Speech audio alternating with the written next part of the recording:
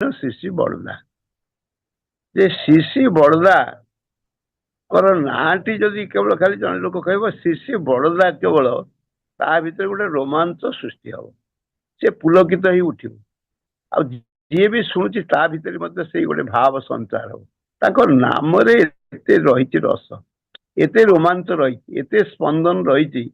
ଆଉ ଦିନ ଥିଲା ଯେତେବେଳେ ଶ୍ରୀ ଶ୍ରୀ ବଡ଼ଦାଙ୍କର ସଙ୍ଗ ଲାଭ କରୁଥିଲେ ଯେଉଁମାନେ ସବୁ, ଆଉ ଯୋଉଦିନ ଶ୍ରୀ ଶ୍ରୀ ବଡ଼ଦା କାହାକୁ ଗୋଟେ କଥାବାର୍ତ୍ତା କରିଦେଇଛନ୍ତି, କାହା ସହିତ ଟିକେ ପଦେ କଥା ହେଇଯାଇଛନ୍ତି, ସିଏ ଜୀବନକୁ ଧନ୍ୟ ଧନ୍ୟ ମନେ କରୁଥିଲା। ଆଉ ଶ୍ରୀ ଶ୍ରୀ ବଡ଼ଦା ଏପରି ଭାବରେ ଜଣେ ବ୍ୟକ୍ତିତ୍ୱ ଥିଲେ। ଶ୍ରୀ ଶ୍ରୀ ଠାକୁରଙ୍କର କାର୍ବନ କପି ଯାହାକୁ କୁହନ୍ତି, ଶ୍ରୀ ଶ୍ରୀ ଠାକୁର କହିଥିଲେ ଯେ ବଡ଼ ଖୋକା is god gifted son of ପରମ ପିତା। ସେ ଗଡ୍ ଗିଫ୍ଟେଡ ସନ୍ ପ୍ରକୃତରେ ମାନେ ଈଶ୍ୱରଙ୍କର। ଏବଂ ଶ୍ରୀ ଠାକୁର କେତେ ଜାଗାରେ କହିଛନ୍ତି, ତୁମେ ଆସିକିରି ମୋ ବଂଶକୁ ଉଜ୍ଜଳ କରିଛ। ଶ୍ରୀ ଠାକୁର ହଉଛନ୍ତି ପୁରୁଷୋତ୍ତମ ଏବଂ ମା ହଉଛନ୍ତି ଲକ୍ଷ୍ମୀ ଠାକୁରାଣୀ। ଏବଂ ତାଙ୍କ ବଂଶରେ ଆସି ଠାକୁର ନିଜେ ହିଁ କହୁଛନ୍ତି ଯେ ତୁମେ ଆସି ମୋ ବଂଶରେ ମୋ ବଂଶକୁ ଉଜ୍ଜଳ କରିଛ। ତେଣୁ ଆପଣମାନେ ଭାବି ଦେଖନ୍ତୁ ଯେ ଶ୍ରୀ ଶ୍ରୀ ବଡ଼ଦା କ'ଣ। ଶ୍ରୀ ଠାକୁର କହୁଥିଲେ ବଡ଼ ଖୋକା ଯଦି ଇଚ୍ଛା କରେ ତାହେଲେ কত পরমহংস সৃষ্টি করতে পারে, এতে পরমহংস সৃষ্টি କରିଦେଇ ପାରନ୍ତି ଯଦି ସେ ଶ୍ରୀ ଶ୍ରୀ ବଡ଼ଦା ଚାହାନ୍ତି। ତେଣୁ ଏପରି ଭାବରେ ତାଙ୍କର ଯୋଉ ବ୍ୟକ୍ତିତ୍ୱ, ଏପରି ଭାବରେ ଇଷ୍ଟପ୍ରାଣତ୍ୱ, ଯେ ଏପରି ଭାବରେ ତାର କୂଳ କିନାରା ହିଁ ନାହିଁ। ଆମେ କେବେ ହେଲେ କୌଣସି ପ୍ରକାରେ ତାଙ୍କ ବିଷୟରେ ଏତେ ଯେ ମହାନ ପୁରୁଷ, ଏତେ ଯେ ବିରାଟ ପୁରୁଷ, ତାଙ୍କ ବିଷୟରେ କହିବାର ମାନେ ଧୃଷ୍ଟତା ଛଡା ଆଉ କିଛି ନୁହଁ। କାରଣ ମୁଁ କଣ ବା ଏଇ ଅକିଞ୍ଚନ କଣ ବା ତାଙ୍କ ବିଷୟରେ କହିବ। ତେଣୁ ଶ୍ରୀ ଶ୍ରୀ ବଡ଼ଦା ହଉଛନ୍ତି ଏପରି ଭାବରେ ଜଣେ ବ୍ୟକ୍ତିତ୍ୱ। ଆଉ ତାଙ୍କର ଏଇ 115ତମ ଜନ୍ମ ଦିବସ ଉପଲକ୍ଷେ ଆଉ ଏଇ ଯେ ସତ୍ସଙ୍ଗ ଗତକାଲି ସବୁ ଥିଲା, କାର୍ଯ୍ୟକ୍ରମ ସବୁ ଥିଲା, ବିଭିନ୍ନ ସତ୍ସଙ୍ଗ କେନ୍ଦ୍ର, ମନ୍ଦିର, ବିହାର ସବୁ ଆନୁକୂଲ୍ୟରେ ଦେଶ ଦେଶାନ୍ତରେ ସବୁଆଡେ ଥିଲା। ଆଜି ମଧ୍ୟ ସେଇ କଥା ଯେତେ ଆମେ ତାଙ୍କର ରୋମନ୍ଥନ କରିବା, ତାଙ୍କର ଚିନ୍ତା ଭାବନା, ତାଙ୍କର କଥା, ତାଙ୍କର ଲୀଳା ମାଧୁର୍ଯ୍ୟ, ଆଉ ସେତେ ଆମେ ବିଭୋର ହେଇ ଉଠିବା। କାରଣ ସିଏ ହଉଛନ୍ତି ଏପରି ଭାବରେ ବ୍ୟକ୍ତିତ୍ୱ ଯାହାଙ୍କର ଦର୍ଶନ କଲେ, ଯାହାଙ୍କର ଶ୍ରବଣ, ତାଙ୍କର ନାମ ଶ୍ରବଣ କଲେ ମଣିଷର ସମସ୍ତ କିଛି ଏଇ ପୁଣ୍ୟ ପ୍ରାପ୍ତ ସେ ହେଇପାରେ। ତେଣୁ ସେଥିପାଇଁ ଶ୍ରୀ ଶ୍ରୀ ବଡ଼ଦା ଆଜି ମଧ୍ୟ ସେଇଥିପାଇଁ ମୁଁ ରଖିଥିଲି ଯେ ଶ୍ରୀ ଶ୍ରୀ ବଡ଼ଦାଙ୍କ ସଙ୍ଗରେ ବହୁତ ଦିନ ଧରିକିରି 1967 ମସିହାରେ, ଆଉ ମୁଁ ଯେତେବେଳେ ମେଡିକାଲ ଷ୍ଟୁଡେଣ୍ଟ ପାଠ ପଢୁଥିଲି, 3rd ଇୟର ମେଡିକାଲ ଷ୍ଟୁଡେଣ୍ଟ, ଆଉ ସେଇ ଅବସ୍ଥାରେ ଠାକୁରଙ୍କ ଚରଣ ପାନ୍ତରେ ଆସିଲି, ତାଙ୍କର ମନ୍ତ୍ର ପାଇଲି, ଦୀକ୍ଷା ନେଲି ଏବଂ ସେଇ ବର୍ଷ ହିଁ ଶ୍ରୀ ଠାକୁରଙ୍କୁ ଦର୍ଶନ କରିବାର ସୌଭାଗ୍ୟ ଅର୍ଜନ କରିଥିଲି। ଏବଂ ଶ୍ରୀ ଶ୍ରୀ ଠାକୁରଙ୍କୁ ଦର୍ଶନ କରିବା ଭିତରେ ଦେଇକରି ଶ୍ରୀ ଶ୍ରୀ ବଡ଼ମା ଏବଂ ଶ୍ରୀ ଶ୍ରୀ ବଡ଼ଦାଙ୍କୁ ଦର୍ଶନ କରିବାର ସୌଭାଗ୍ୟ ହେଇଥିଲା।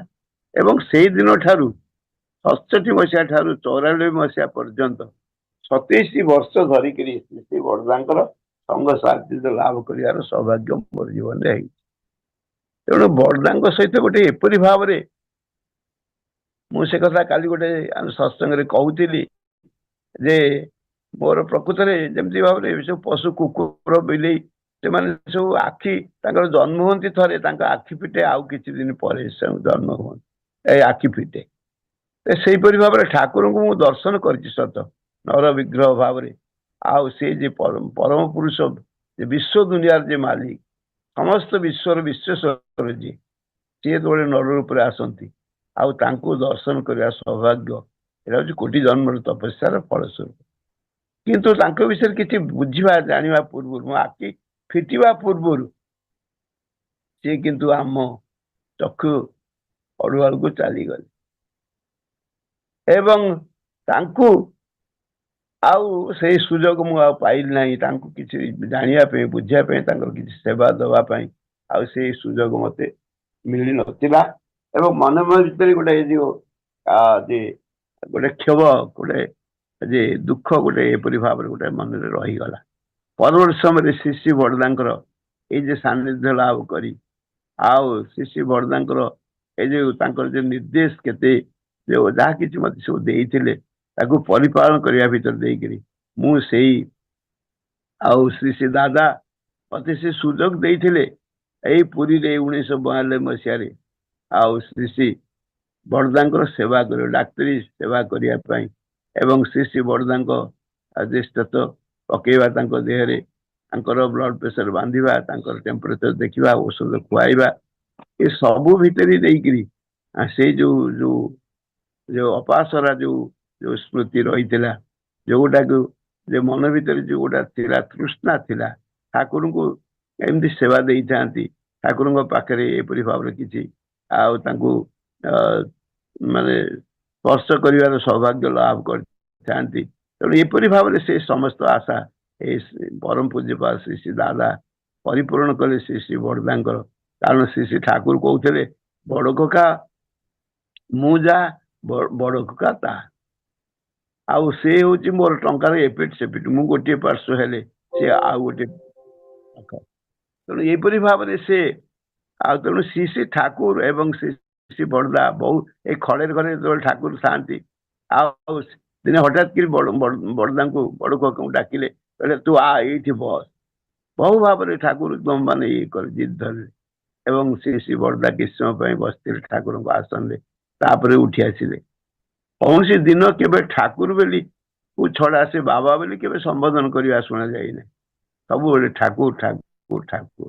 ବାବା ଯଦିଓ ସେ ଜନ୍ମଗ୍ରହଣ କରିଥିଲେ ତାଙ୍କ ଔରସରେ ମାତା ଷୋଡ଼ଶୀ ବାଳାଙ୍କ କୁଳମଣ୍ଡନ କରି ସେ ଆସିଥିଲେ, ଆବିର୍ଭାବ ହେଇଥିଲେ, କିନ୍ତୁ ସିଏ ସବୁବେଳେ ଅନୁଭବ କରୁଥିଲେ ସିଏ ହଉଛନ୍ତି ବିଶ୍ୱ ପିତା, ସେ ପରମ ପିତା, ଆଉ ସେ ଦୟା କରିକି ମତେ ଆଣିଛନ୍ତି, ତାଙ୍କ କୂଳରେ ଆଣିଛନ୍ତି।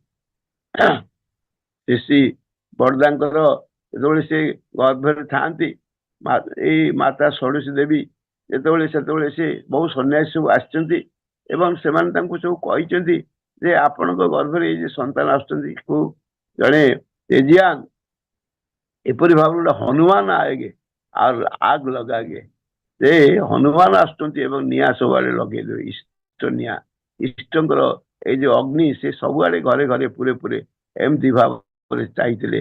ଆଉ ସେଇପରି ଭାବରେ 108ଟା ମନ୍ଦିର ଏବଂ ଚତୁର୍ଦ୍ଧ ମଧ୍ୟ ମନ୍ଦିର ସେ ହେଇଯାଇଥିଲା ତାଙ୍କରି ଥିବା ସମୟରେ। ଏବଂ ଏ ସବୁ ଭିତରେ ଦେଇ ସେ ଶ୍ରୀ ଠାକୁରଙ୍କୁ ଯେ କିପରି ଭାବରେ ପ୍ରତିଷ୍ଠା କରିବେ, ତାଙ୍କର ଦେହ ମନ ପ୍ରାଣ ଆଉ ତନୁ ମନ ଦେଇକିରି ସବୁ କିଛି ଦେଇକିରି ସେ ସବୁ କିଛି ସମୟ ଦେଇକିରି ଆଉ ସଦା ଜାଗ୍ରତ ରହି ତାଙ୍କ ପାଇଁ ଦିବାନିଶି ତୁମାର ଲାଗି ଦିବାନିଶି ଜାଗା এই যে ସଙ୍ଗୀତ ସେ ରଚନା କରିଥିଲେ, ପ୍ରକୃତରେ ଦିବାନିଶି ସେ ଜାଗ୍ରତ ରହିଥିଲେ କେବଳ ଠାକୁରଙ୍କ ସେବା କରିବା ପାଇଁ। ଆଉ ସେଦିନ ଥିଲା ସେଇ ମାର୍ଗଶିର ଶୁକ୍ଳ ପ୍ରତିପଦ, ଆଉ ସନ୍ଧ୍ୟା 6:45 ସମୟ, ଆଉ ଏଇଟା ହଉଛି 1911 ମସିହା ଆଉ ନଭେମ୍ବର ମାସ 21 ତାରିଖ।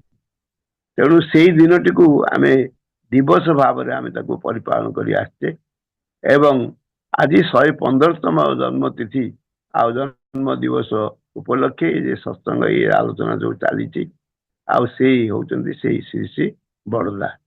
ଶ୍ରୀ ଶ୍ରୀ ବଡ଼ଦା ତାଙ୍କର ବାଲ୍ୟ ଜୀବନ ଏତେ ଭାବରେ ଥିଲା ଯେ କଥା କଳ୍ପନା କରାଯାଇ ପାରିବନି। ସେ ପ୍ରଥମରୁ ସେ ଯେପରି ଭାବରେ ଯେମିତି ଠାକୁର କହୁଥିଲେ ମୁଁ ତ ମୋ ମା ଗର୍ଭରେ, ମା ଯେତେବେଳେ ମତେ ମନ୍ତ୍ର ଦେଲେ 14 ବର୍ଷ ବୟସ, ସେତେବେଳେ ଠାକୁର କହୁଛନ୍ତି ମା ମୁଁ ତ ତୋର ଗର୍ଭରେ ଥିଲାବେଳେ ମନ୍ତ୍ର ଜପ କରୁଥିଲି। ମା ଆଶ୍ଚର୍ଯ୍ୟ ହେଇଗଲେ, କହିଲେ କିପରି ଭାବରେ ଗର୍ଭରେ ଥିଲାବେଳେ ଏ ମନ୍ତ୍ର ଜପ କରୁଥିଲା? ନା ନା ମୁଁ ଜପ କରୁଥିଲି ଏବଂ ଯେତେବେଳେ ଜନ୍ମ ହେଲି ସେ ସମୟର ସବୁ ଦୃଶ୍ୟ ସବୁ କଥା ମୋର ସବୁ ମନେ ଅଛି, କିପରି ଭାବରେ ମୁଁ ଜନ୍ମ ହେଲି ଏବଂ ମା ଶୋଇଯାଇଥିଲେ ତନ୍ଦ୍ରା ଆଚ୍ଛନ୍ନ ଏବଂ ଆଉ ଯୋଉମାନେ ସବୁ ଥିଲେ ଧାଇ ଯିଏ ଥିଲେ ଆଉ ଯେ ତାଙ୍କର ଯେ ମାନେ ବଡ ମାଙ୍କର ଯେ ଇଏ ମାତା ମନ୍ଦିଙ୍କର ଯେ ଭଉଣୀ ଥିଲେ ଏବଂ ଏପରି ଭାବରେ କେତେ ଜଣ ଥିଲେ, ସମସ୍ତେ ତନ୍ଦ୍ରାଗତ ଥିଲେ ଏବଂ ଠାକୁର ସେଇ ଅବସ୍ଥାରେ ଜନ୍ମଗ୍ରହଣ କରିଛନ୍ତି ଏବଂ ଖିଲିଖିଲି ହେଇ ହସୁଥିଲେ, ଜ୍ୟୋତି ନିର୍ଗତ ହଉଥିଲା। ଆଉ ସେଇପରି ଭାବରେ ଶ୍ରୀ ଶ୍ରୀ ବଡ଼ଦାଙ୍କ ଜୀବନ ସିଏ ମଧ୍ୟ ସେଇପରି ଭାବରେ ନାମୟ ପୁରୁଷ, ଏ ନାମ ଥିଲା ତାଙ୍କର ଆଧାର। 5-7 ବର୍ଷ ବୟସ ଏବଂ ଶ୍ରୀ ଶ୍ରୀ ବଡ଼ଦା ବସିକି ତନ୍ମୟ ହେଇଛନ୍ତି, ନାମ କରୁ କରୁ ତନ୍ମୟ ହେଇଯାଇଛନ୍ତି। ଆଉ ସେଇଟା ହଉଛି ମାତୃ ମନ୍ଦିର ଯୋଉ ଦୋତାଲା ଘର ପାବନାରେ ଏବେ ମଧ୍ୟ ଅଛି। ସେ ବର୍ତ୍ତମାନ ଲେଡିଜ ହଷ୍ଟେଲ ମେଡିକାଲ କଲେଜର गोटे लेडीज हॉस्पिटल भाव से व्यवहार होती मुझे देखी एवं से ही बारंडार ये सीढ़ी तले बसिक श्री बड़दा बसिक ध्यान कर ध्यान कर बहु लोक खोजाखोजी कले बड़ खोका कौटी मिलूना एवं श्री ठाकुर निजे भारी आसिले एवं आसी खोजिले कौटी अरे बड़ खोका कुआड रहा कौन एवं देखिले से बसिक तन्मय भाव नाम कर काई फाई सब देह सब चढ़ीगले एवं श्री श्री ठाकुर निज गामुथार सब झाड़ी झुड़ी देकर उठेक नहीं आसी एपरी भाव नाम तन्मय भाव भीतर मूल से भाव तेणु से माने 10-12 वर्ष बयस सी माने एपरी भाव माता मनमोहन देवी दीक्षा देते परवर्त समय से भजन दीक्षा प्राप्त होते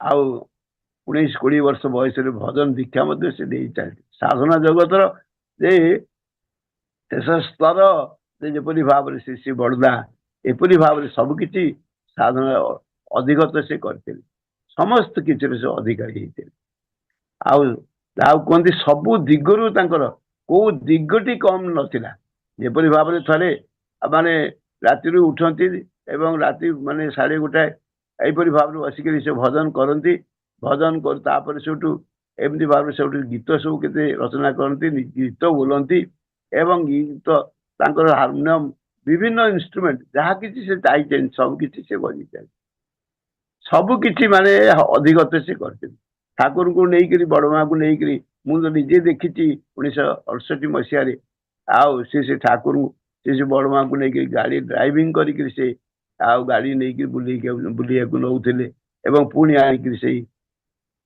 खड़े घर एवं ये जो छोट नाट मंडप जो प्रार्थना बसी करती आचार्य देव एवं परिवार वर्ग आ सारी मझे जो जगह से गाड़ी रखा जाए एवं श्री श्री बड़दा निजे ड्राइविंग कर गाड़ी आनती एवं श्री श्री ठाकुर को लेकिन आसन में बसाती बड़ माँ को व्हील चेयर नहीं बड़ माँ को मुझे देखी तेणु एपरी भाव आउ श्री श्री बड़दा सबू कार्य कौ कार्य एमती कि पायखाना सफा कर लोक मान सेवा देते क्या सुना देते कार गहना गांठी कर बाहागर कर किए टीबी रोगी आउ सी आनिक घरे रखी आनंदमयी देवी जे स्त्री जे माँ श्री श्री माँ जे तुमको सेवा कर कौन प्रकार को भल करा पड़ो तेणु एपरी भाव श्री श्री बड़दा ऑलराउंड जहाँ कहती सबू दिगरु से भरपूर थे कौन सी दिग ये नाला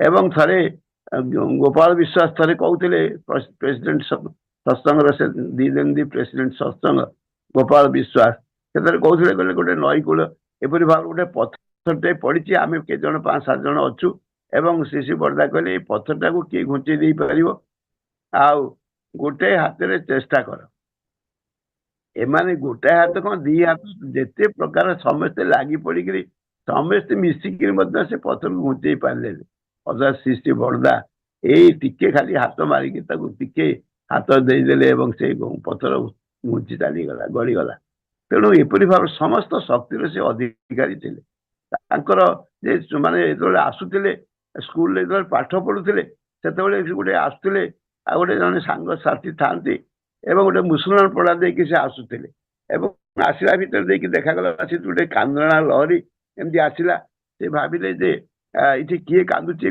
से भाविक घर को गले पचारि पचारि गले कौन है ना एमती गोटे झीटे मरी जाइए आउ समस्ते कांदुचंती कर श्री श्री बड़दा कौन देखिले कहले गरम पानी कर आण गरम पानी कौन आनी सब करदेले श्री श्री बड़दा कौन कले आ भर देखिए से झीटी पुणी बंची उठला से सब कही बुलले जे बड़ बाबू आ बड़दा से बड़ बाबू से डाकुले आ बड़ बाबू आ मरा मनुष्य को से बंची दे पार प्रगट होगला जदिव श्री श्री बड़दा चाहू नी सांग को मना करते एक तू क्या कहबुने किंतु यहाँ प्रगट हो चलला एपरी भाव में अखंड क्षमतार से अधिकारी थे पिला दिन ये स्कूल तपोवन विद्यालय प्रथम छात्र जो से कम पाठ पढ़ुले निजे रोषेबास करुले गोटे गच मूल बसिक स्कूल होता तपोवन विद्यालय चलता पंचायन सरकार ये जो मैंने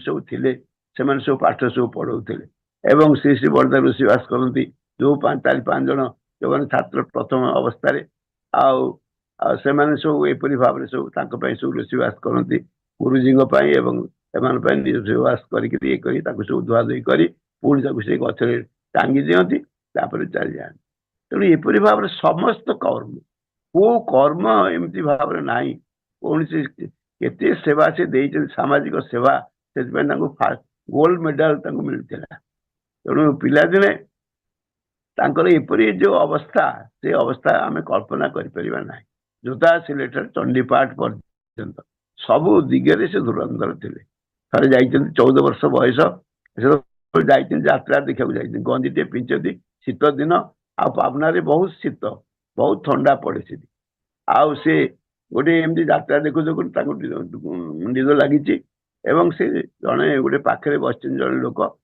कोल मुंड रखिक से शोई जाइए से भद्रलोकटी चिन्हा ना परिचय ना सी साल काढ़ी सी बड़दा देहरे घोरी देते ये माने खूब आराम रे शोई जाइए यात्रा सरला सेठू चिन्हा परिचय जड़े मुसलमान लोक से बड़दा 2 वर्ष से बड़ एवं ना हूँ आसफ अली एवं परवर्त समय से बड़दा माने एपरी भाव से बंधु एत भाव से क्लोज कंटाक्ट आसे ठाकुर ये पावनार समस्त दायी दायित्व जन्मबेली समस्त दायी दायित्व जो पावना छाड़ी आसती से आसफ सबकि सब दायित्व सब दे जाते तेणु सबू दिगरु किपरि भाव से जामालदर थिला बेले श्री ठाकुर ए श्री बड़दा जामालदर पूरा 4-5 मास थिला बेले आखि ऑपरेशन होता बेले से आसफ अली को से दादा गाड़ी पठिक नहीं आसते एवं बाबा पुराणा बंधु बाबा सहित देखा साक्षात होता पुणी गाड़ी नहीं छाड़ी आसते तेणु केते कथा जीवन कथा आम कौन बा कह श्री बड़दा जीवन गोटे एपरी भाव जो लीला माधुर्य से लीला माधुर्य कौन पटांतर ना से किपरि भाव से जीवन रे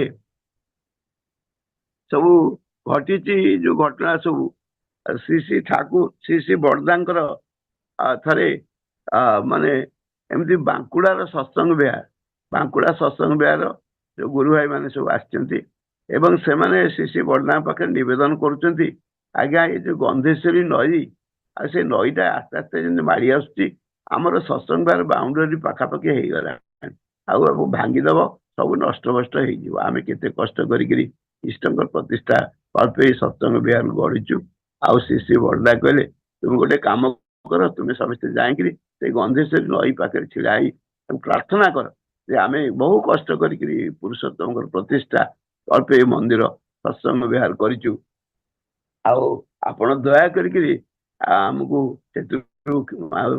जो माड़ी आसवर शांत कर देखागला किसी दिन पर देखागला नई पुणी बाट भांगी दूर को चलीगला केवल श्री बड़दा इच्छा जो इच्छा शक्ति एपरी भाव जहाँफल गोटे नई सी तार बाट भांगी पुणी अन्य दिग को चलीगला ये सत्संग विहार रक्षा होगला किसी असुविधा है तेणु श्री बड़दा एपरी भाव व्यक्तित्व चाहिदा सी जहाँ इच्छा कर सांगे निश्चित भाव हम ही हम ये किसी सन्देह नहीं मो जीवन में केते कथा थे जड़े मोर जातक मोर 3टी झी आउ थे गोटे जातक मुझे जड़े पंडित जड़े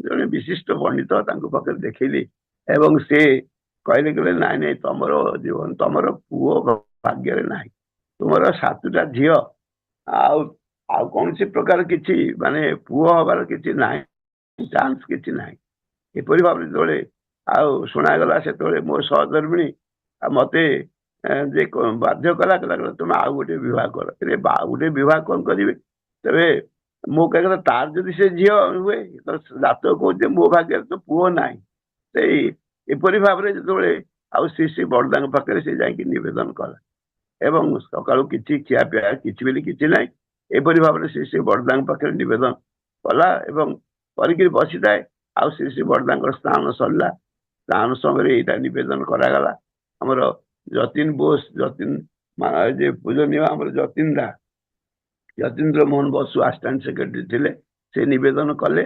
ଆଉ ଶିଶି ବଡଲା କହିଲେ ଭଲ ଡାକ୍ତର ଦେଖା। ଆଉ ତାପରେ ସେ ଯତୀନ୍ଦ୍ରା କହିଲେ ও উনি তো ডাক্তার, নিজেই ডাক্তার, আর ডাক্তার কাকে দেখাবে, আপনি যদি দয়া করবেন তাহলে একটু ছেলে হবে। তারপরে শিশি বড়লা କହିଲେ আমি পরে বলবো। ଏବଂ ସେଇ ଅବସ୍ଥାରେ ତାପରେ ଶିଶି ବଡଲାଙ୍କର ଭୋଗ ଏବଂ କଣ କେତେବେଳେ ହବ ଇଏ କିନ୍ତୁ ଖିଆପିଆ ନାହିଁ। ମୁଁ ବି ମଧ୍ୟ ଏ ଝିଅ 3 ଜଣ ସେମାନେ ମଧ୍ୟ କିଛି ଖିଆପିଆ କରିନାହାନ୍ତି ସକାଳୁ। ଆମେ ଏମିତି ଅପେକ୍ଷାରେ ବସିଛୁ।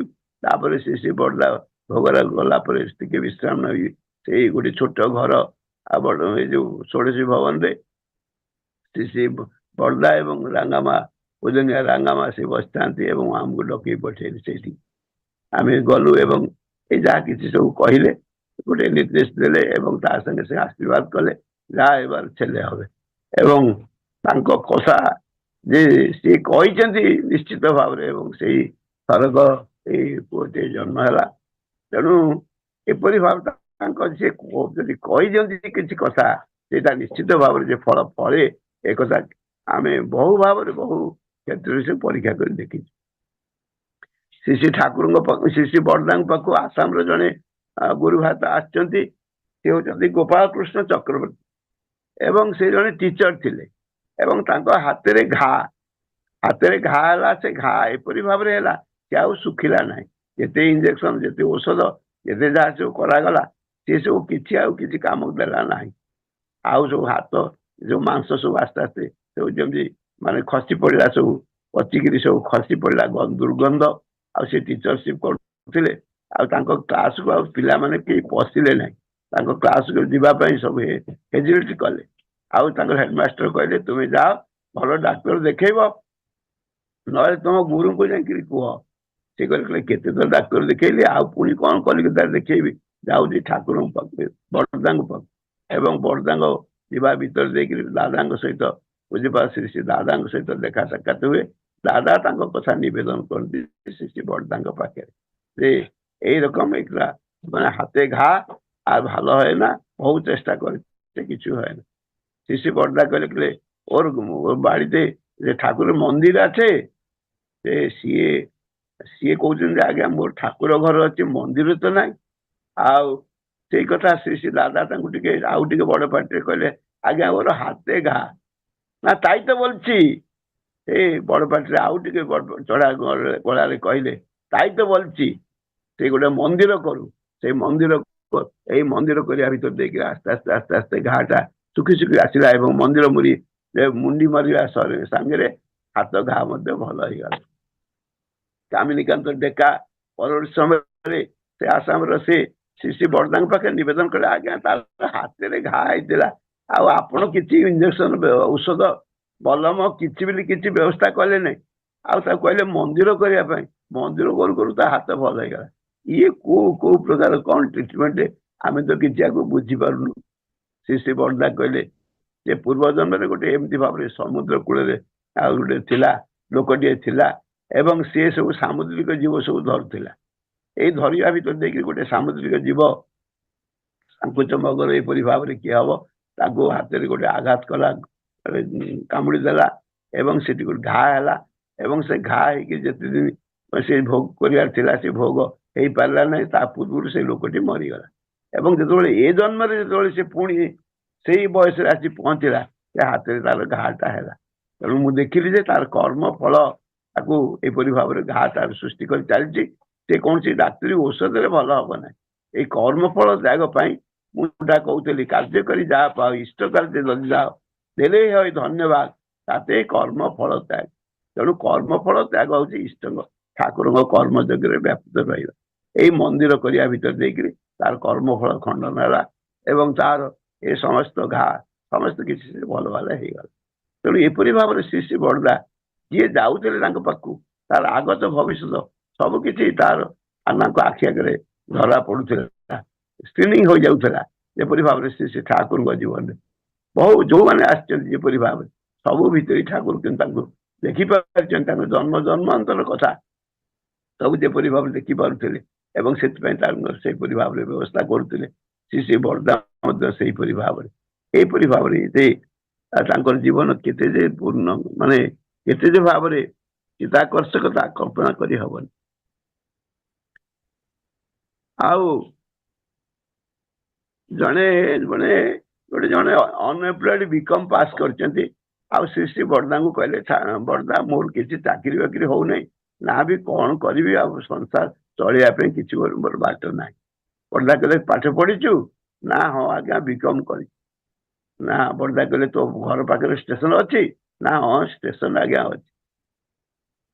ନା ତୁ ଗୋଟେ କରିବୁ ଯେ ନିମ ଗଛ ଆଉ ନିମ କାଠି କରିବୁ, ଦାନ୍ତ କାଠି।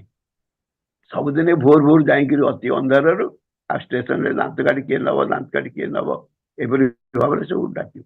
ଏବଂ ସେମାନେ ଯିଏ ଯାହା ଦରକାର ହୁଅନ୍ତି ସେ ସବୁ ନିଅନ୍ତି ଦାନ୍ତ କାଠି ଏବଂ ପଇସା ଦେଲେ ଇଏ ମନା କରନ୍ତି, ନାଇଁ ଆଜ୍ଞା ମତେ ମୋର ଗୁରୁଦେବଙ୍କର ଆଦେଶ, ଆଉ ମୁଁ ଏ ପଇସା କିଛି ନେବିନି, ଆଉ ଅର୍ଥ ବିନିମୟରେ ମୁଁ ଏ ଦାନ୍ତ କାଠି ଦେବିନି। ତେଣୁ ସେଥିପାଇଁ ଏମିତି ଭାବେ ଦିନେ ଜଣେ ଗୋଟେ ସେମିତି ବ୍ୟବସାୟୀ ଜଣେ ପ୍ରତିଷ୍ଠାନର ଜଣେ ମାଲିକ ଆସିଛନ୍ତି ଏବଂ ସେ ବ୍ରଶ ଛାଡି ଆସିଛନ୍ତି ଏବଂ ଦାନ୍ତକାଠି ମାଗିଲେ। ଏଇ ଦାନ୍ତକାଠି ନେଇକି ଦେଲା ପରେ ସେ କହିଲେ ପଇସା କେତେ? ନା ନାଇଁ ପଇସା ଆଜ୍ଞା କିଛି ନାହିଁ। ନା କଣ ପଇସା ନାହିଁ? ତୁ କାହିଁ ଦଉଛୁ ବେକାର ଏପରି ଭାବରେ ସମସ୍ତଙ୍କୁ ବାଣ୍ଟୁଛୁ? ନା ଆଜ୍ଞା ମୋ ଗୁରୁଦେବଙ୍କର ନିର୍ଦ୍ଦେଶ, ଆଉ ମୁଁ କିଛି ପଇସା କିଛି ନେବି ନାହିଁ। ତାହେଲେ ତୁ କହିଲେ କେତେ ପାଠ ପଢିଛୁ? ନା ବିକମ୍ ପାସ୍ କରି। ତାର ଆଡ୍ରେସ ତାର ସବୁ ନେଇଗଲେ ଏବଂ ସେ ଚିଠି ପରେ ଆସିଲା ଯେ ସେ ତାଙ୍କର ଯେ ଫ୍ୟାକ୍ଟ୍ରିର ସେ ଗୋଟେ ଆକାଉଣ୍ଟାଣ୍ଟ ପୋଷ୍ଟରେ ତାକୁ ଆପଏଣ୍ଟମେଣ୍ଟ ଦେଇଛନ୍ତି। ସେ ବଡଦାଙ୍କ ପାଖରେ ସେ ନିବେଦନ କଲା। ବଡଦା କହିଲେ ଯା ତୁରନ୍ତ ଚାଲିଯା ସେଠି ଜଏନ କର। ଏହିପରି ଭାବରେ ଏଇ ଯେ ଗୋଟେ ଦାନ୍ତକାଠି ଯେ ବିକୁଥିଲା ତାକୁ କିପରି ଭାବରେ ସେ ବଡଦା ଜଣେ ଏତେ ବଡ ଗୋଟେ ଆକାଉଣ୍ଟାଣ୍ଟ ପୋଷ୍ଟରେ ତାକୁ ପୋଷ୍ଟିଂ କରିଦେଲେ। ଏ ସବୁ କିଛି ସେ ବଡଦାଙ୍କ ଇଚ୍ଛା, ତାଙ୍କର ଚାହିଦା, ତାଙ୍କର ସିଏ ଯଦି ଚାହାନ୍ତି ତାହେଲେ ସବୁ କିଛି ହେଇପାରିବ। ଅସମ୍ଭବ ସମ୍ଭବ ହୁଏ। କେତେ ଘଟଣା ସବୁ ରହିଛି। ଗୌରୀ ଦିଦି ବୋଲି ଜଣେ ଆସିଛନ୍ତି ଶ୍ରୀ ବଡଦାଙ୍କ ପାଖରେ ଏବଂ ସେ ଆଖିରେ ଦେଖି ପାରୁନାହାନ୍ତି, ଆଉ ଅନ୍ଧ ହେଇଯିବା ଭଳି ଏପରି ଭାବରେ ଆଉ କିଛି ବିଶେଷ କିଛି ଦୁଶୁନାହିଁ ତାଙ୍କୁ। ଶ୍ରୀ ବଡଦାଙ୍କ ପାଖରେ ନିବେଦନ କଲା ଏବଂ ଶ୍ରୀ ବଡଦା ତାକୁ ନିଜ ଘରେ ସ୍ଥାନ ଦେଲେ। କହିଲେ ତୁ ଗୋଟେ କାମ କର, ପ୍ରତିଦିନ ଫୁଲ ତୋଳିବୁ ଏବଂ ଫୁଲ ହାର ତୁ ଗୁନ୍ଥିବୁ, ଆଉ ଗୁନ୍ଥିକିରି ଆମ ଘରେ ଯୋଉ ଠାକୁର ବଡମା ଅଛନ୍ତି ତାଙ୍କୁ ସେ ଗଳାରେ ସବୁ ଫୁଲମାଳ ଦବୁ। ଏହିପରି ଭାବରେ ତାଙ୍କୁ ନିର୍ଦ୍ଦେଶ ଦେଲେ ଏବଂ ନିଜ ଘରେ ତାକୁ ରଖି ଖାଇବା ପିଇବା ଏସବୁ ବ୍ୟବସ୍ଥା କରିଦେଲେ ଏବଂ ଦେଖାଗଲା ଏଇ ହାର ଗୁନ୍ଥୁ ଗୁନ୍ଥୁ ତାର ଜୀବନର ସେହିପରି ଭାବରେ ମାନେ ଯେ ଆଖି ଆସ୍ତେ ଆସ୍ତେ ଦୃଶ୍ୟ ଲାଗିଲା ଏବଂ ପରବର୍ତ୍ତୀ ସମୟରେ ସ୍ପଷ୍ଟ ଭାବରେ ମୁଁ ତାଙ୍କ ସହିତ କଥାବାର୍ତ୍ତା ହେଇଛି। ମୁଁ ଦେଖି ମାନେ ସେ କହିଛନ୍ତି ଯେ କିପରି ଭାବରେ ସେ ବଡଦାଙ୍କ ଦୟାରୁ ଆଉ ତାଙ୍କର ଆଖି ଖୋଲି ଯାଇଛି ଏବଂ ସେ ଆଖି ସେ ଦେଖିପାରିଛନ୍ତି। ଅସମ୍ଭବ ସମ୍ଭବ ହୁଏ, ସବୁ କିଛି ସମ୍ଭବ ହୁଏ। ସେ ଦାଦାଙ୍କ ଜୀବନରେ ମଧ୍ୟ ସେହିପରି ଭାବରେ ଜଣେ ମାନେ ମା ଆସିଛନ୍ତି ଏବଂ ତାଙ୍କୁ ହସ୍ପିସରେ ରଖାଯାଇଛି। ହସ୍ପିସରେ ଗୋଟେ କାନ୍ଥ ଘଣ୍ଟା ଟଙ୍ଗା ଯାଇଛି ଏବଂ ଶ୍ରୀ ଦାଦା କହିଲେ ଯେ ସିଏ ତ ରହିଛନ୍ତି କରିଛନ୍ତି ତ ଗୋଟେ ଘଣ୍ଟାଟାକୁ ତମେ କେବଳ ଲୁଚେଇକି ନେଇଯିବ ଏବଂ ତାପରେ ତାକୁ ଗୋଟେ ଆରୋପ କରାଗଲା।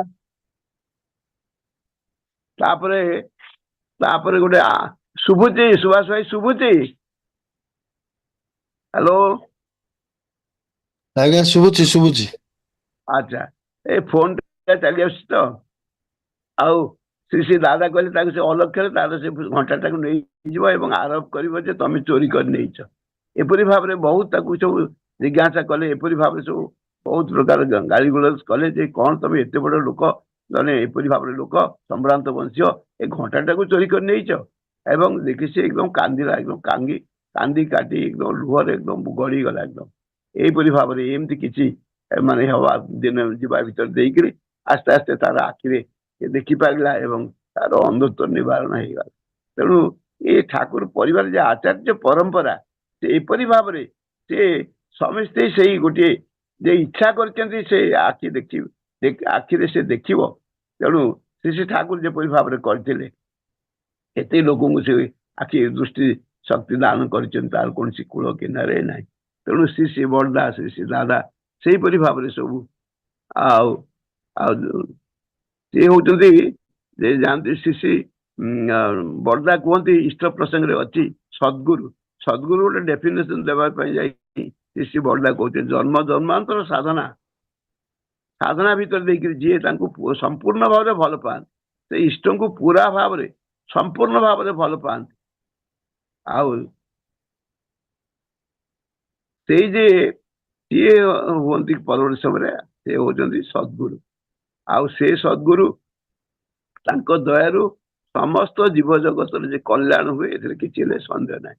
ଏପରିକି ତାଙ୍କର ନିଶ୍ୱାସ ପ୍ରଶ୍ୱାସରେ ମଧ୍ୟ ଲୋକଙ୍କର କଲ୍ୟାଣ ହୁଏ। ଏଇ ଯେ ଆଚାର୍ଯ୍ୟ ପରମ୍ପରା, ଏଇ ଯେ ସଦ୍ଗୁରୁ, ସେ ଆଉ ଶ୍ରୀ ଠାକୁର ତ ଲେଖିଛନ୍ତି ସେ ଜୀବନରେ ଯେ କୌଣସି ମୁହୂର୍ତ୍ତ ଆଦର୍ଶରେ ଯେ କୌଣସି ମୁହୂର୍ତ୍ତ ଆଦର୍ଶରେ ଅତୁଟ ଆସକ୍ତି, ଆଉ ଏପରି ଭାବରେ ଶ୍ରୀ ଠାକୁର ଗୋଟେ ଲେଖିଛନ୍ତି, ସତ୍ୟାନୁସରଣରେ ଲେଖିଛନ୍ତି। ସେ ହଉଛି ସଦ୍ଗୁରୁ ଗୋଟେ ଡେଫିନେସନ ଦେଇଛନ୍ତି, ମୋର ହଠାତ୍ କି ମନେ ପଡୁନାହିଁ। ତେବେ ଯାହା ହଉ କର୍ମମୟ ଅତୁଟ ଆସକ୍ତି ସମୟ ବା ସୀମାକୁ ଅତିକ୍ରମ କରି ତାଙ୍କୁ ସହଜ ଭାବରେ ଭଗବାନ କରି ତୋଳିଛି। ଯାହାଙ୍କର କାବ୍ୟ ଦର୍ଶନ ବିଜ୍ଞାନ ମନର ଭଲ ମନ୍ଦ ବିଚ୍ଛିନ୍ନ ସଂସ୍କାର ଗୁଡ଼ିକୁ ଭେଦ କରି ସେଇ ଆଦର୍ଶ ସାର୍ଥକ ଉଠିଛି, ସେ ହଉଛନ୍ତି ସଦ୍ଗୁରୁ। ଏପରି ଭାବରେ ଶ୍ରୀ ଶ୍ରୀ ଠାକୁର କହିଥିଲେ। ଏବଂ ଶ୍ରୀ ଶ୍ରୀ ବଡ଼ଦା ଆଉ ତାକୁ ଅତି ସୁନ୍ଦର ଭାବରେ କହିଲେ ଯେ ଜନ୍ମ ଜନ୍ମାନ୍ତର ସାଧନା ଭିତରେ ଦେଇକିରି ଯିଏ ସେ ଇଷ୍ଟଙ୍କର ଯେ ମନ ଲାଚି ମଣିଷ ହେଇ ଉଠନ୍ତି, ତାଙ୍କୁ ସମ୍ପୂର୍ଣ୍ଣ ଭାବରେ ପରିପୂରଣ କରି ଚାଲନ୍ତି। ଆଉ ତାଙ୍କ ଦୟାରୁ ଜୀବ ଜଗତର ଅଶେଷ କଲ୍ୟାଣ ସାଧିତ ହୁଏ। ନିଶ୍ୱାସ ପ୍ରଶ୍ୱାସରେ ମଧ୍ୟ ଦୁନିଆର ସମସ୍ତଙ୍କର ଉପକାର ହୁଏ। ତେଣୁ ସିଏ ହଉଛନ୍ତି ସଦ୍ଗୁରୁ। ତେଣୁ ଇଏ ହଉଛନ୍ତି ପ୍ରକୃତରେ ସଦ୍ଗୁରୁ। ଶ୍ରୀ ବଡ଼ଦାଙ୍କ ଜୀବନରେ କେତେ କଥା, ଅଳକେଶ ମିଶ୍ର ବୋଲି ଜଣେ ଥିଲେ, ସେ ହଉଛନ୍ତି କାକଦ୍ୱୀପର, ଏବଂ ସେ ବହୁତ ଗୁଡେ କଠିନ ରୋଗରେ ଜଣେ ଟିଚର ଥିଲେ ଏବଂ ବହୁ କଠିନ ରୋଗରେ ସେ ଆକ୍ରାନ୍ତ ହେଇଥିଲେ।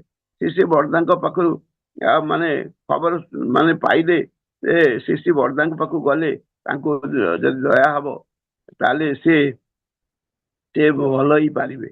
ତେଣୁ ଶ୍ରୀ ବଡ଼ଦାଙ୍କ ପାଖରେ ନିବେଦନ କଲେ, ଆଜ୍ଞା ଏମିତି ଭାବରେ ମୋ ରୋଗ ଡାକ୍ତର ମନା କରୁଛନ୍ତି, ଆଉ ଏ ଭଲ ହେଇପାରିବ ନାହିଁ।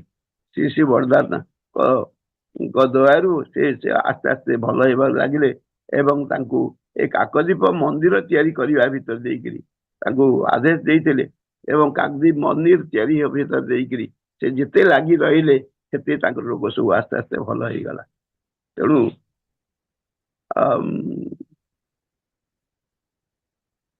ସେ ଯେ ମାନେ କେତେ ଭାବରେ ଯେ କେତେ ଲୋକଙ୍କୁ ସେ ଭଲ କରିଛନ୍ତି। ଥରେ ଡକ୍ଟର ରେବତୀ ମୋହନ ବିଶ୍ୱାସ ତାଙ୍କୁ ପଚାରିଲେ, ବଡ଼ଦା ଆପଣ ତ ଡାକ୍ତର ନୁହନ୍ତି କିନ୍ତୁ କେତେ ଲୋକଙ୍କୁ ଯେ ଆପଣ ଭଲ କରୁଛନ୍ତି,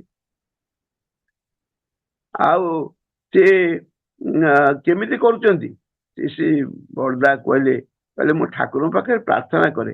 ଯେତେବେଳେ କୌଣସି ଲୋକ ଆସି କିଏ ଯଦି ରୋଗ ନିବେଦନ କଥା ନିରାକରଣ କଥା କହେ, ମୁଁ ଠାକୁରଙ୍କ ପାଖରେ ନିବେଦନ କରେ ଏବଂ ନିବେଦନ କରିବା ଭିତରେ ଦେଇ ଠାକୁର ଯାହା ମତେ ନିର୍ଦ୍ଦେଶ ଦିଅନ୍ତି ମୁଁ ତାକୁ ସେଇଆ କୁହେ ଏବଂ ସେ ତାର ଭଲ ହେଇଯାଏ।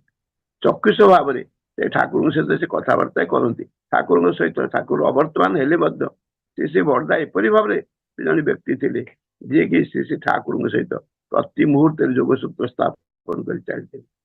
ଥରେ ଅଜିତ ଗାଙ୍ଗୁଲି କି ଶ୍ରୀ ଠାକୁର ପଚାରିଲେ, ପଠିଲେ, କହିଲେ ଯା ବଡ଼ ଖୋକାକୁ ଡାକି ଆଣ। ଏ ବଡ଼ ଖୋକାକୁ ବଡ଼ଦାଙ୍କୁ ସେ ଡାକି ଆଣିଲେ ଏବଂ ସେତେବେଳେ ଆମର ପାହାଡ଼ି ବାଡ଼ି କିଣା ହେଇନଥିଲା। ଏଇ ଯେ ସତ୍ସଙ୍ଗ ମଝିରେ ଯୋଉ ରାସ୍ତାଟା, ସେ ପାହାଡ଼ ଯୋଉ ଥିଲା ଡିଅର ପାର୍କ ଥିଲା, ସେ ଯୋଉ ସବୁ କିଣା ହେଇନଥିଲା। ଶ୍ରୀ ବଡ଼ଦା ବୁଲିକିରି ଆଉ ସେ ସମାଧି ମନ୍ଦିର ଦେଇକିରି ସେ ବାହାର ପଟ ରାସ୍ତାରେ ଖରା ଦିନ ଆଉ ଖରା ବେଳର ସମୟ, ଏଇ ସମୟରେ ଶ୍ରୀ ବଡ଼ଦା ଏମିତି ଚାଲି ଚାଲି ଆସିଲେ। ଆଉ ଆସିକିରି ଆଉ ଶ୍ରୀ ଠାକୁରଙ୍କ ପାଖରେ ପହଞ୍ଚିଲେ। ଆଉ ଠାକୁର କହିଲେ, ବଡ଼ ଖୋକା ଆଉ ଗୋଟେ ମୋର ଇଚ୍ଛା ହଉଛି, ଗୋଟେ ବଡ଼ ଝୁଡ଼ି ଦେଖେଇଲେ। କହିଲେ ଏଇ ଝୁଡ଼ି ନେଇଯା, ଆଉ ଦେଓଘର ବଜାରରୁ ଦେଖିବୁ ସେ ଭଲ ଭଲ ଶାଢ଼ୀ ପୁଳେ ଯେମିତି ଝୁଡ଼ି ଭର୍ତ୍ତି ହେଇଯିବ, ସେମିତିଆ ଶାଢ଼ୀ ଧରିକି ତୁ ନେଇ ଆସିବୁ। ଆଉ ଶ୍ରୀ ବଡ଼ଦା ଚାଲିଲେ। ଅଜିତା ତାଙ୍କ ପଛରେ ଛତା ନେଇ ଯାଉଛନ୍ତି। ସେ ଛତା ଫତା ତଳେ ରହିଲେ ନାହିଁ ଏବଂ ଏବଂ ଅଜିତା ଦେଖିଲେ ଯେ ଗୋଟେ ଦୋକାନରେ ଯାଇକି ଶ୍ରୀ ବଡ଼ଦା ପହଞ୍ଚୁଛନ୍ତି ଏବଂ କହୁଛନ୍ତି, ଆଜ୍ଞା ମୁଁ ପଇସା ପତ୍ର କିଛି ଆଣିନାହିଁ କିନ୍ତୁ ଭଲ ଭଲ ଶାଢ଼ୀ କିଛି ମୁଁ ନେବାକୁ ଚାହୁଁଛି। ନା ହଁ ଆଜ୍ଞା ବଡ଼ ବାବୁ, ଆପଣ ଯେତେ ଚାହିଁବେ ସେତେ ନେଇଯିବେ, ପଇସା କ'ଣ ଦରକାର ଆପଣ ପରେ ଦେବେ, କିଛି ଅସୁବିଧା ନାହିଁ। ଏବଂ ବାଛି ବାଛି କରି 28ଟା ଶାଢ଼ୀ ସେ ଝୁଡ଼ିରେ ପୁରେଇଲେ।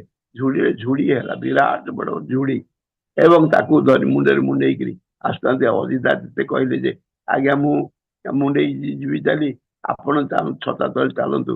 श्री बड़दा मना कले गुरु आ गुरुंकर सेवा निज हाथ करिया पड़े अभिमान दूरे जाए अहंकार दूरे जाए अभिमान चली जाए तेणु से निज हाथ में गुरु सेवा करिया पड़े ठाकुर मते कहते तेणु से सेवाटा मुझे ठाकुर जानी ना खरा बेल समय ये खरा ये जो देवघर माटी लाल चकटक हो फुटुची सब कौन जानी ना ठाकुर कि तथापि तो सी कहते तेणु इच्छा को पूर्ण करने तेणु एपरी ठाकुर को खुशी करने ठाकुर को जो बयस कौ बयस गोटे दांत पड़ जाता कल दांत बड़दा से बयस दांत पड़ जाए भाव में ठाकुर गोटे इंजेक्शन दिज्व से इंजेक्शन आगे बड़दा नौले देखुले केते कष्ट होची देखिकी से ये करके चलते तेणु से श्री बड़दा को माने बड़दा छाई भाया माने जमती देहर जमती छाई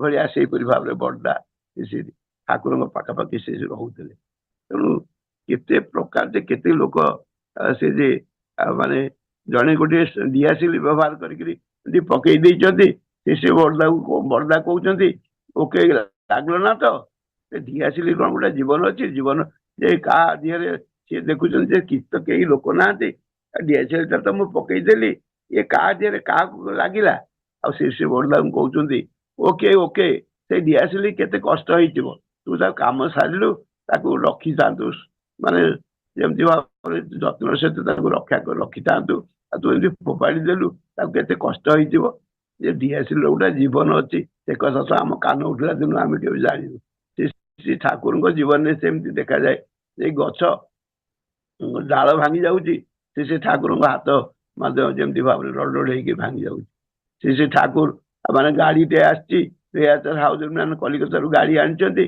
खरार थोड़ी ठाकुर को जाए केते कष्ट हो जा छाई रख बिचरा नहीं बिंच आ भल कि पानी देकर ठंडा कर ये गाड़ी गोटे जीवन अच्छी माटीर गोटे जीवन अच्छी चेयर गोटे जीवन अच्छी गोटे चेयर टा थे एमती नौटी पड़ा से बड़दा ध्यान करुले ध्यान बसी पार ना पुणी उठिकी से चेयर टाक सीधा भाव रखला से बसिले ध्यान है ये तथा तार प्रत्येक जो जीवन रही गोटे आमर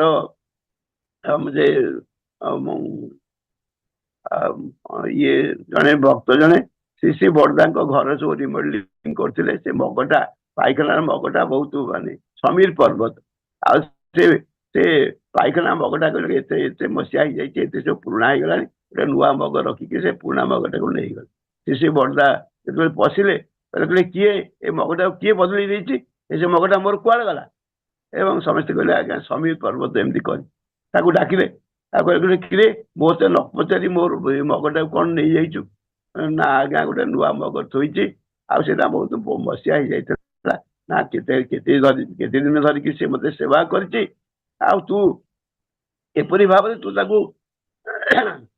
माने बदल देलु जा जा से मग आन बर तो सफा कर सुंदर भाव में सफा करके मत बदल दे पारि आउट नहीं तू चलीगलु फोपाड़ी देलु आईपरी भाव में श्री बड़दा एपरी निर्देश थिला आउ से मग पुणी मजामजी कर सफासफी करके थोक नुआ मग पुणी नहीं गला तेणु एपरी भाव में श्री बड़दा श्री बड़दा केते भाव में जीवन कथा आते कहले भी मोर केते कथा सब मन पड़ जाऊे रांगामा थे पूजनीय रांगामा कहते बड़दा जो सीना से आचार्य भवन आचार्य ये विभिन्न भाग में पैसा एवं प्राचुर्य रही कि श्री बड़दा जो जाऊे विभिन्न स्थान को गोटे टूल नाला जो टूल बसिक स्नान करेंगे गोटे बाल्टी उगड़े देकर किसी कपड़ा फपड़ा एमती पकई दिखाई श्री बड़दा से बसते स्नान करते तेणु एपरी भाव में श्री बड़दा केते कष्ट कर पुरी आसरी मटरटा खराब हो जाए श्री बड़दा बस अपेक्षा कर पानी आसिले से बाथरूम जीवे एवं स्नान करेंगे पानी देखा मिस्त्री लगी से कहते मिस्त्री मटर हम ना नुआ मटरटे कि कार्तिक सांगे सांगे नुआ मटर कि आनी लगा लगी फिटिंग से पूरा दिन दीटा हो जाए किंतु श्री बड़दा सेमती छोट पिला भाया बस जहाँ पानुरु चूर्ण खसिले प्रलम्ब माने विश्व दुनिया प्रलय हो जाए आ सी छोट भाया गोटे पिलाटी भाई आसी चुप ही बस अपेक्षा कर कामटा हेले जाकि से गाधेबे तेणु एपरी भाव श्री श्री बड़दा जीवन महाजीवन से जीवन कौन कूल किनारे ना केत बड़ा मुझे देखी नहीं आउ 8:27 आउपरी भाव में बहु कथा सब मन पड़ुची आ श्री श्री बड़दा जीवन गोटे गोटे महाजीवन से जीवन कौन कूल किनारे ना सिलचर जो जाऊे 1972 मसीह श्री श्री महापूजनीय आनंदमयी देवी रांगामा एवं गौहाटी सिलचर एमती सिलचर पोखरी बड़दा स्नान करते स्नान कर सिलचर बदरपुर करीमगंज धर्मनगर और अगरतला देकरी 2 दिन पर सिलचर आसिक पहुंचला बेले बाटे झड़ वर्षा है एवं पहाड़ सब दी पाखर खसीगला पथर सब पड़ा दी पाख आग रास्ता पछ रास्ता सब बंद हो गला से अवस्था श्री श्री बड़दा कौन कर गोटे सोनापुर गोटे ग्राम एवं से रसमय मल्लिक जड़े गुरु भाई थे से जाकि पहुंचले से मल्लिक भाई आउ श्री श्री बड़दा 5 दिन घर को एवं समस्त व्यवस्था करदे रही ठाकुर जे बड़दा आज प्रथम से आनंदमयी देवी श्री श्री माँ एवं पूजन रांगामा एम समस्त को सब घर व्यवस्था करदे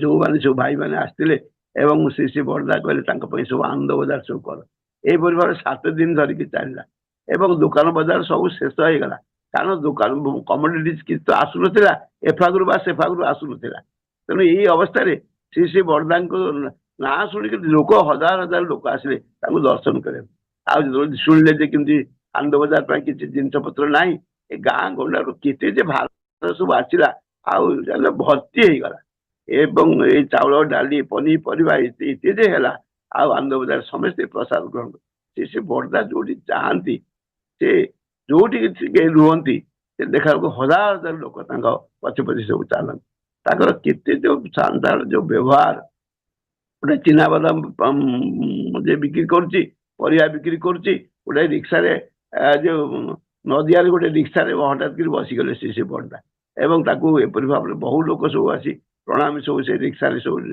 नवेदन कर किसी समय बुली आसला बड़दा कहले ये प्रणामी तू नहीं जा सब तू तो संसार तो पिला छुआ कम लगे तेणु एपरी भाव में जो व्यक्तित्व से व्यक्तित्व कौन कौन कूल किनार ना जा मुझे चलती बहु कथा मोर सब मन पड़ जाऊँ कहीं श्री श्री बड़दा सहित बहु भाव में मो जीवन एपरी भाव में सब युक्त थिला जहाँ भर देख बहु कथा सब मन पड़ जाऊँ समय आज हो गला 8:30 है कही आपण मान समस्त मंगल पाई मु प्रभु पाखे प्रार्थना करी से बड़दा आशीर्वाद धरी आसु एवं श्री श्री ठाकुर ये चाहिए आम से बड़दा जपरी भाव से इच्छा करते ठाकुर तो तुम जागृत हो आम से भाव ठाकुर का मन लाखी मनीष हवा साधना करवा तपस्या करवा आमर वृत्ति प्रवृत्ति को एड़े आम से प्रभु भाव में आगे जावा एवं आचार्य देव जो चाहिए डीपी वर्स सामिल हो जीवन को धन्य करवा